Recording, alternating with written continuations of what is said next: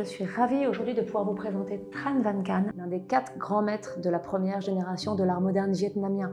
Qui sont ces grands maîtres? Nguyen Gia-Tri, Nguyen Thion Lan, Ton Van, Tran Van Can.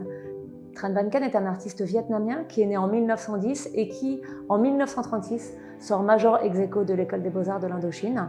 Très rapidement, suite à son diplôme, il va rejoindre ses camarades Luong Chon Mi, Le Van Day, Ton Van, Georges Can, et ensemble, ils vont fonder le foyer de l'art annamite, ou FARTA, qui prône la défense d'un enseignement artistique de grande qualité et d'élite, un travail d'exigence dans la continuité de ce qu'il a pu apprendre auprès de Victor Tardieu.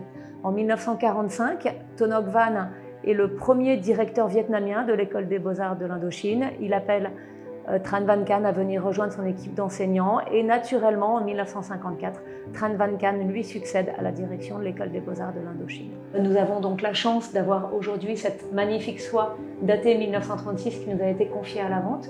Elle fait partie des 4 œuvres qu'il envoie à l'exposition universelle de 1937. Portrait d'une jeune fille sur fond de fleurs de pêcher ou rêverie, comme l'indique la petite annotation qui est au dos de l'œuvre. Rappelons simplement que cette année-là, Victor Tardieu, le directeur de l'école des beaux-arts de l'Indochine, est souffrant. Il demande à l'EFO de le représenter en tant que directeur artistique pour l'exposition qui est installée sur l'île aux Cygnes. Cette exposition est axée sur l'artisanat moderne et les arts industriels. Et cette œuvre a été acquise au cours de l'exposition de 1937 et conservée dans la même famille depuis toute cette période. C'est un immense honneur de pouvoir clôturer cette année avec Tran Van Can. Je vous donne rendez-vous pour la 45e vente Agut dédiée à l'art moderne asiatique le 5 novembre 2024 à 14h30.